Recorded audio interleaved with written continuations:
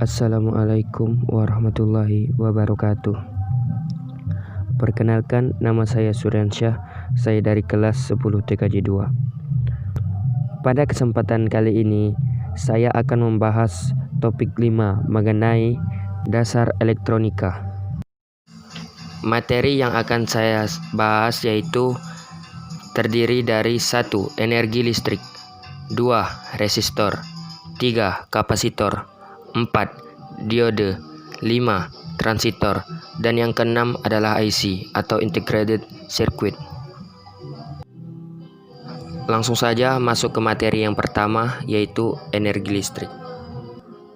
Energi listrik merupakan energi yang bersumber dari muatan listrik yang membentuk pola medan listrik statis dan mengalirkan elektron-elektron dalam jumlah tertentu melalui konduktor. 2. Resistor.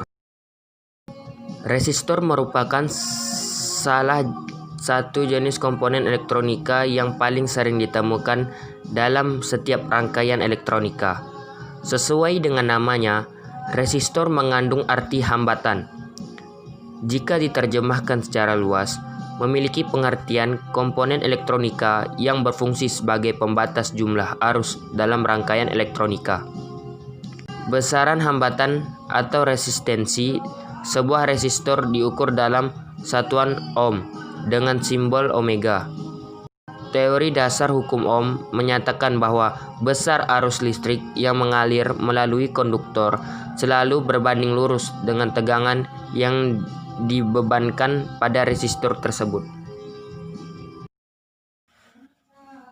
3. Kapasitor. Kapasitor merupakan salah satu jenis komponen elektronika yang memiliki kemampuan untuk menyimpan muatan listrik selama waktu tertentu. Meski mempunyai kesamaan dapat menyimpan listrik, kapasitor berbeda dengan akumulator atau aki. Ketika menyimpan listrik, tidak terjadi proses perubahan secara kimiawi. Pada dasarnya, kapasitor mempunyai dua buah lempengan pelat metal, masing-masing memiliki muatan positif dan negatif, yang dipisahkan oleh bahan elektrik seperti hampa udara, bahan gelas, dan keramik. Pada saat kedua kaki kapasitor dialiri arus listrik, muatan positif akan mengalir ke salah satu lempengan, sedangkan muatan negatif akan menuju ke lempengan kaki lainnya. Namun, kedua muatan tersebut tidak saling berhubungan karena terpisah oleh bahan dielektrik tersebut. 4. Diode. Diode merupakan salah satu jenis komponen elektronika yang terbuat dari bahan semikonduktor. Diode hanya dapat mengantarkan arus listrik dalam satu arah saja. Arus listrik mengalir dari terminal anode menuju katode. Oleh karena itu, dalam pemasangannya harus memperhatikan posisi dan letak kaki-kakinya. 5. Transistor. Jika dipahami secara etimologi bahasa, transistor merupakan perpaduan kata transfer dan resistor. Artinya bahwa nilai resistensi atau hambatan terhadap arus listrik dapat diatur atau diubah layaknya sebuah saklar variabel.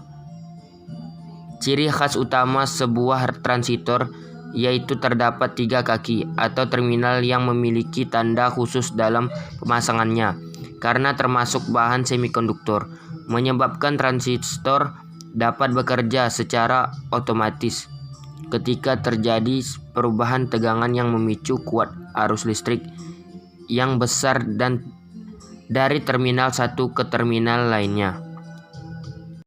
Transistor banyak dimanfaatkan dalam rangkaian elektronika sebagai penguat amplifier, pengatur stabilitas tegangan, saklar otomatis, penguat arus dalam beban rangkaian, penahan arus yang mengalir, perata arus, serta pembangkit gelombang frekuensi rendah maupun tinggi.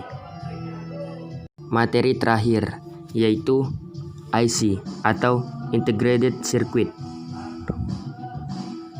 Evolusi bentuk dan keragaman komponen elektronika menggunakan media yang cukup besar memang sering memakan waktu.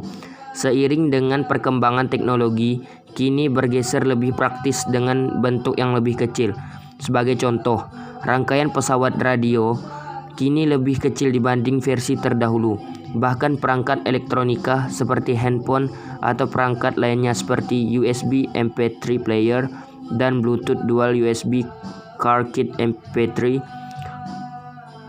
Kompleksitas fitur yang ditawarkan sebuah perangkat elektronika dengan bentuk mini berangkat dari teknologi rangkaian terpadu dari beberapa jenis komponen di atas permukaan semikonduktor, seperti komponen resistor, kapasitor, dan transistor.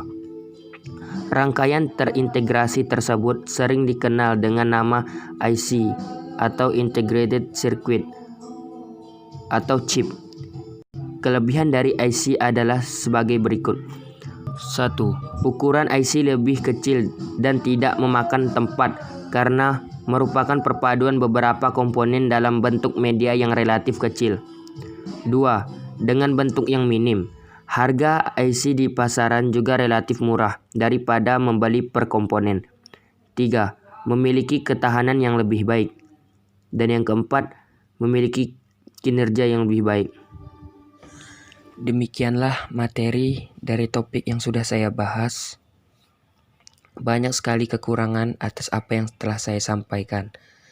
Jika ada salah-salah kata maupun yang lainnya, saya mohon maaf sebesar-besarnya. Saya akhiri, terima kasih.